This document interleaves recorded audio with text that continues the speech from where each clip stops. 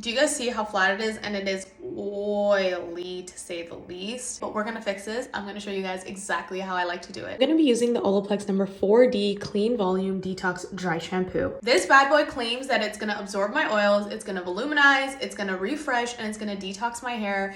And it's apparently made for all hair types. So we're trying it out today.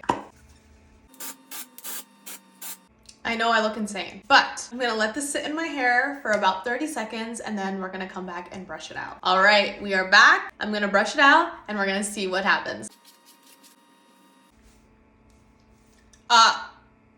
Hold on, what? I'm shocked at how much volume I've gotten. You guys saw like what my scalp was looking like and there was no volume, like it was stuck to my face. There's no grittiness, there's no textureness, there's no white cast left on it, and my hair smells so good. I'm obsessed. If you are looking for a new dry shampoo on the market and you don't know what to pick up, this bad boy needs to be your next purchase.